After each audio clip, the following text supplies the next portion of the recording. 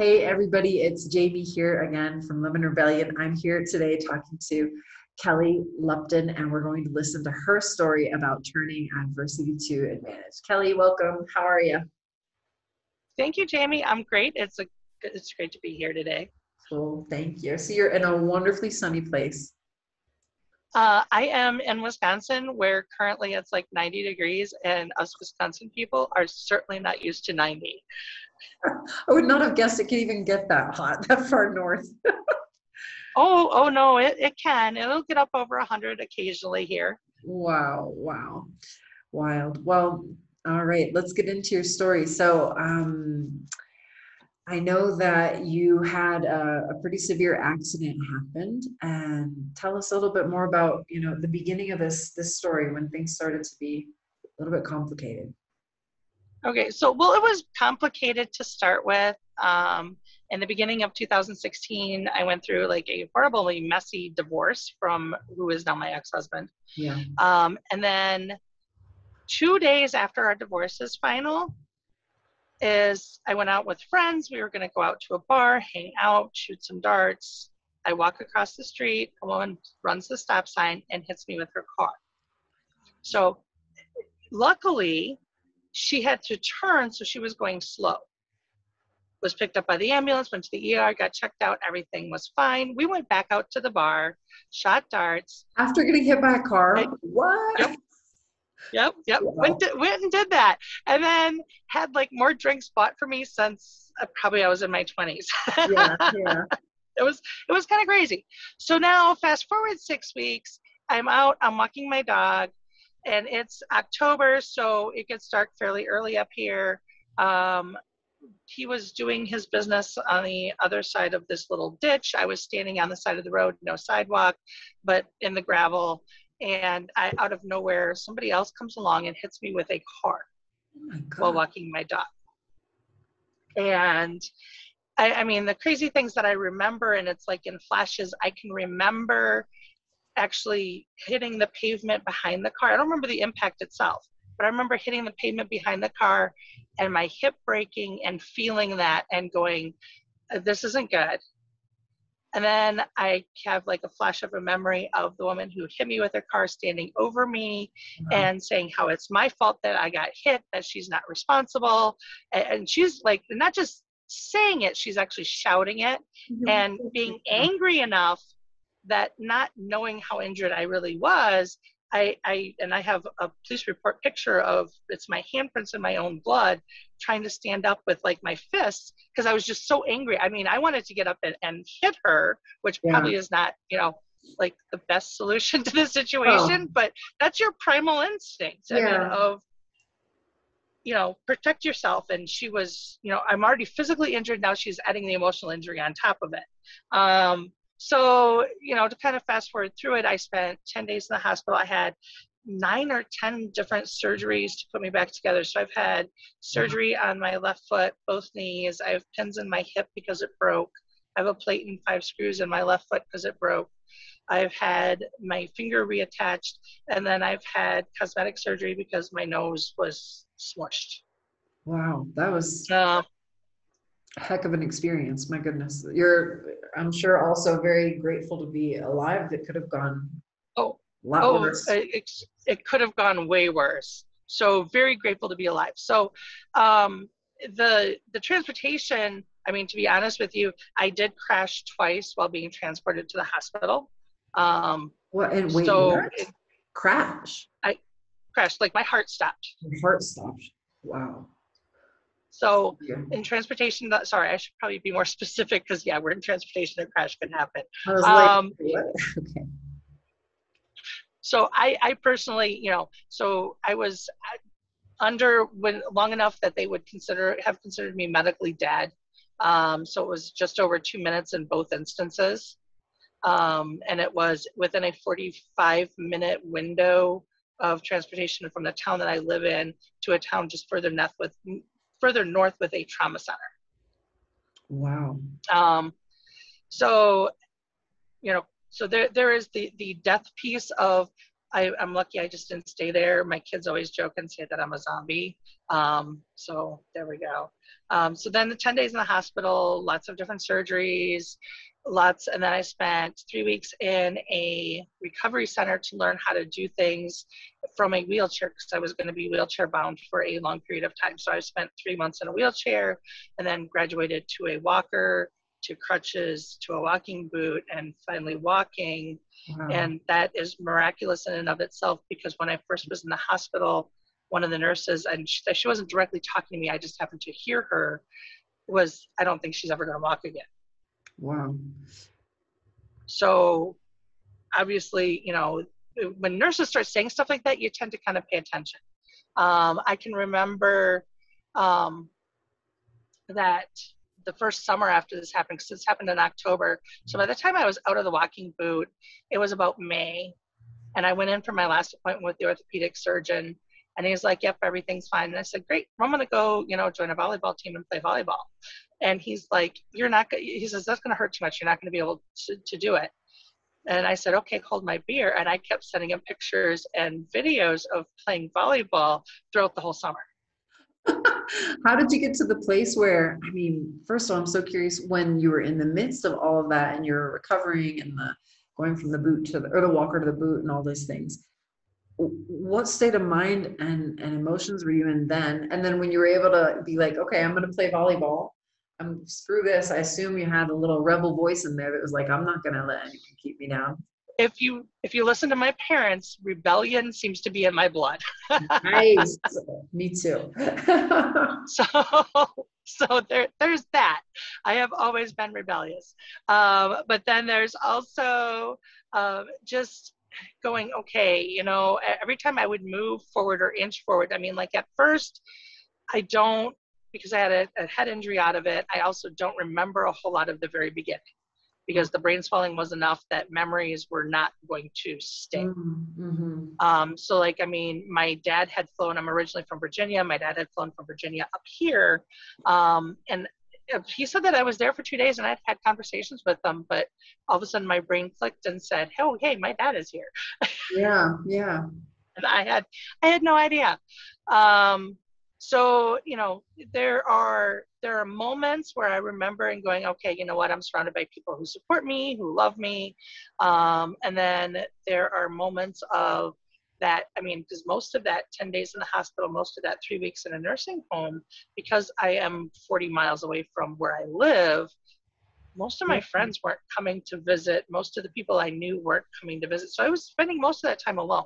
Mm-hmm. So that lonely period, and I don't know that lonely is the right word, but it's the best word I got right now. It is just, it wears on you mentally and like in your soul.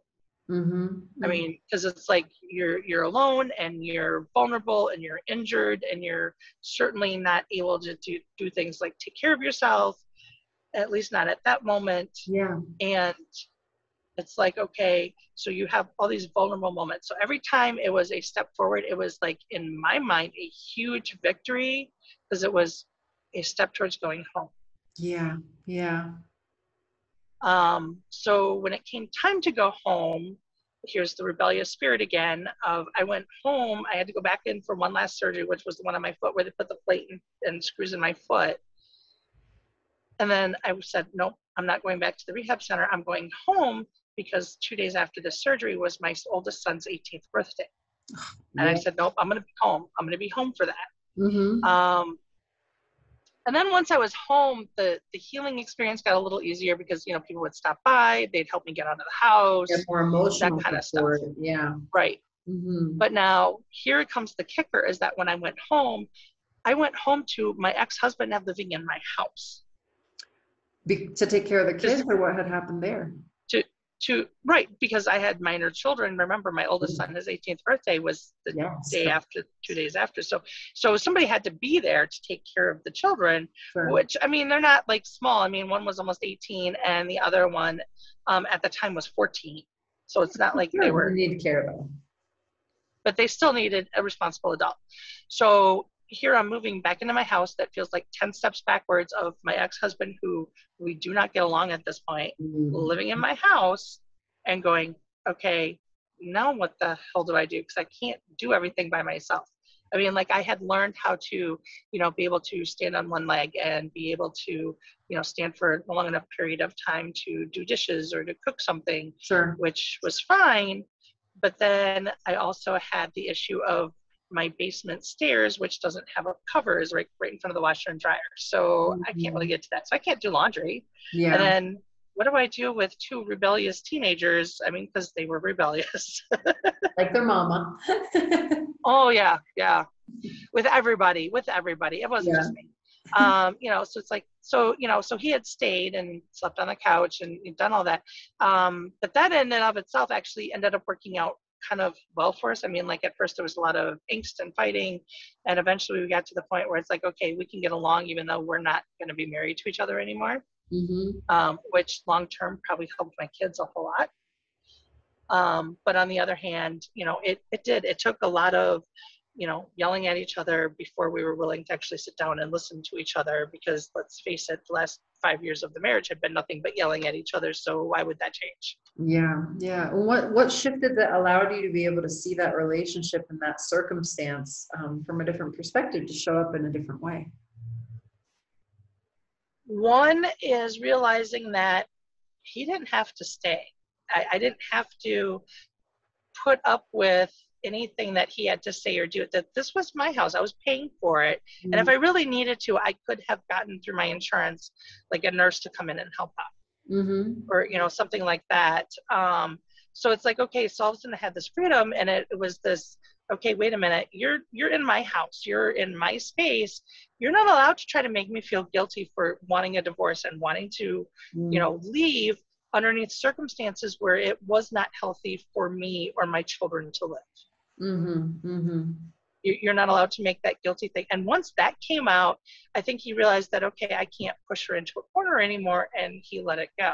Okay. Or at least let it go in front of me. I don't know what he's like anywhere else, but Well, for all intents and purposes, the important thing is how it worked with you. So kind of speaking your truth in that moment of what you needed to say, what that boundary was, it kind of forced the hand, let's say.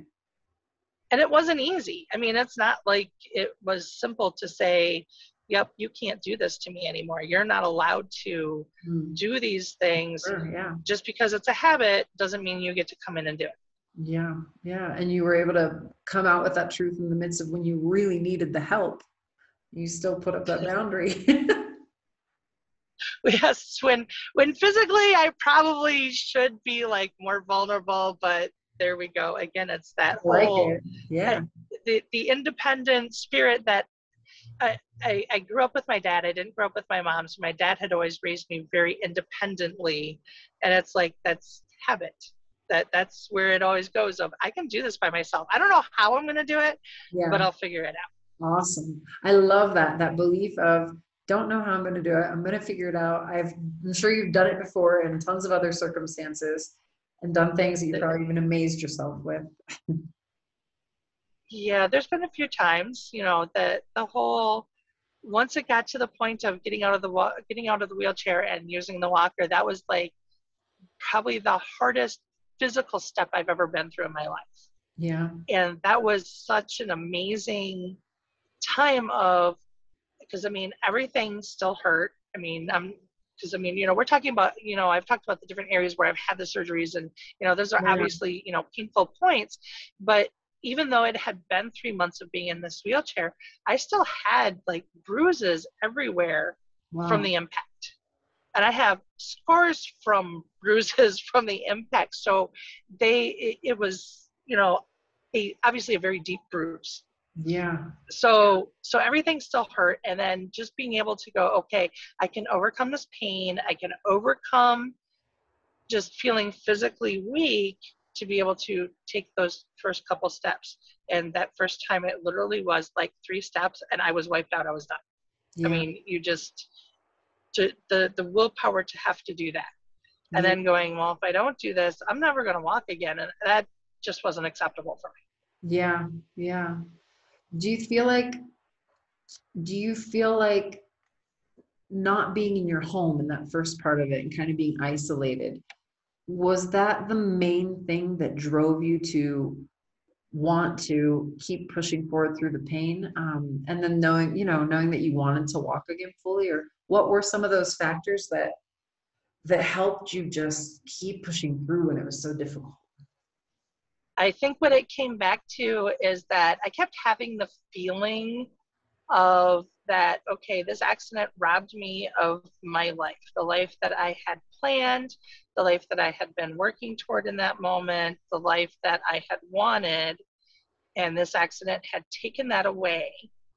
And then, of course, through the accident was the driver, the woman who Yeah. I know, I mean, like, I know her name, but I still have no idea what she looks like because it was just a shadow basically standing over me. I have no idea. Yeah. So it's this faceless person who has a name, standing over me, yelling at me that this is your fault. And it's like, no, that it felt like it was just kind of stolen from me. And of course, then she became the person, quote unquote, responsible for the stealing piece. So I Sure. kept saying in my head, I'm not going to let her take any more away. Mm. That 3 months was enough. You're not going to take any more, whether she was responsible or not. I mean, yeah, we should all be responsible for our own stuff. But on the other hand, if, blaming somebody else is going to give you the strength to get through and do whatever you need to do, Yeah. I'm okay using that crutch. Yeah. For some time, that makes a lot of sense. And where are you at? How do you feel like this changed? I know you said here in the notes that we have beforehand, happiness doesn't happen, we make it. I'm curious, what does that mean for you, kind of within the context of this experience? So fast forward probably 6 months ish. So it was close to the year mark of the accident because, to go through and deal with everything was probably about 6 months. And then, so that was just the physical piece of it. And then, of course, there's the emotional digestion of it, which probably took me another 6 months on top of that because it was getting close to the year mark.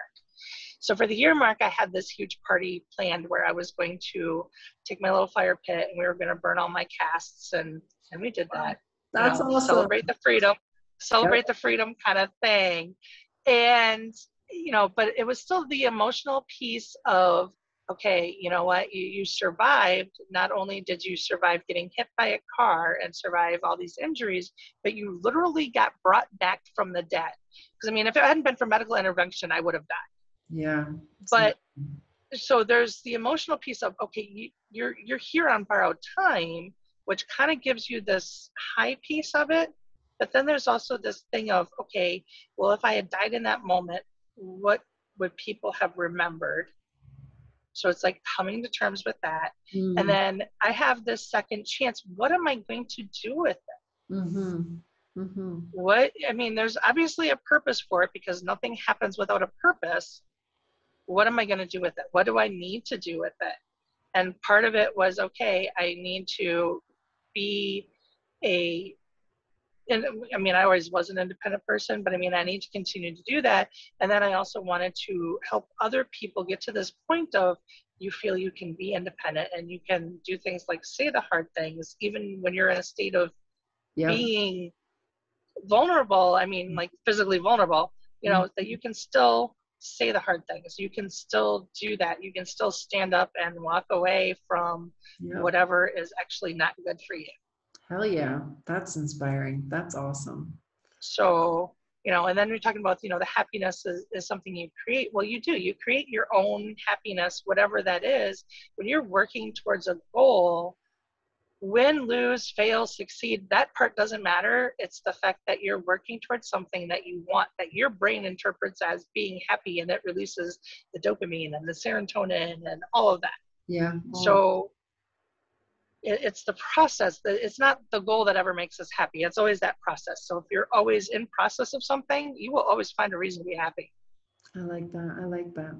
And now with this experience, you said something that caught my attention. You said, you asked yourself, how will I be remembered? Now, how do you want to be remembered? With the life you've created and you're living now, how do you, Kelly Lupton, want to be remembered?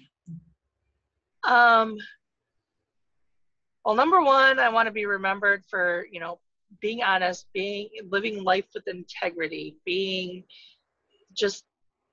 true to who I am, without worrying about what is the neighbor going to think, what is somebody else going to think, because they're really not, I mean, it's just not a substantial thought that we should have. It's, what do we think of ourselves? Yeah.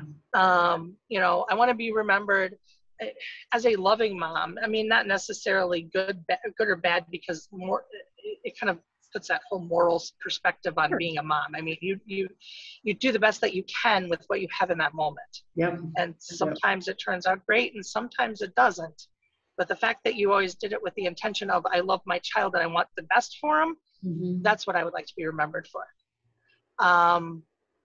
I really would like to be remembered as the person who gave help whenever I saw the possibility of somebody else that needed it.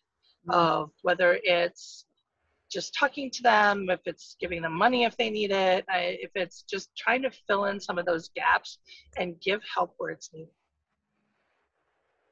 I think those are probably the three big ones. True to yourself, loving mom, and give help when needed. Those sound like an incredible legacy to leave. And I'm so glad that you've not just survived, but like, you know, in a way, been able to thrive after what's happened to you, and use it as a platform to look at life in a new way, and, you know, find yourself in maybe a deeper way than you would have had it not happen. Like you said, nobody wants to get hit by a car, right? But it's not even a ride I would recommend. I really recommend avoiding it as much as possible. Jeez. I mean, I've done it twice. It was not fun either time. Yeah. But so don't recommend it. Honestly, you know, I recommend changing your life by choice rather than by something else happening and forcing you to change it. And realize that, I guess the biggest realization that I could take away from it, it's not that I'm afraid to do things because I think I can't. It's because I get that if I get the fear of doing something, because holy cow, what if I'm actually successful with it? What happens then? Yeah. That's where my brain usually goes, of how much change does that involve? Yeah. I mean, success can be more terrifying because it can demand that we become and do things that we maybe don't necessarily feel equipped or ready to do, but that's part of the bigger picture, the calling. Hopefully it's all worth it. I think it must be. Well, in my mind, it's worth it. Yeah. Me too. I agree. I agree completely. Well, before we go, what would be, if there's one last little golden nugget of wisdom that someone that's listened to your story felt like that they connected with you, what would that last kind of nugget of wisdom be that you'd like to share?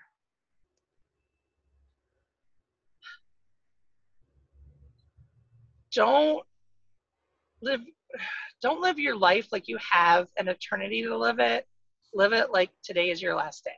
I mean, do as much as you can in that 24 hours that you're given, or I don't know, I don't think we actually stay up 24 hours, but okay, the 16 hours that you're awake, your eyes are awake. I mean, we all need sleep, and I like my sleep too. Amen to that. Me too. So don't get me wrong, I do like my sleep, but I mean, you know, take that 16 hours, take that time, whatever that is, and just do everything that you possibly can. Experience as much as possible, and then take people with you as many times as you can. I like it. I mean, because really, I mean, you know, we're all about, oh, you know, business is competition or whatever. And it's like, you know what? Life is not a competition. It's a journey.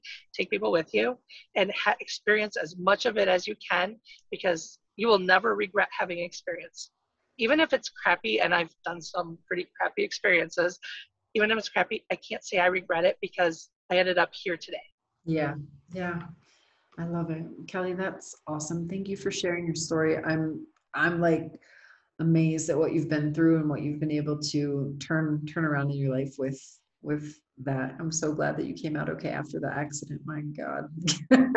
2 cars. I think I came out better. I mean, it changed the trajectory of my whole life. I mean, my parenting style, it changed my car wants to shut itself off. That's okay.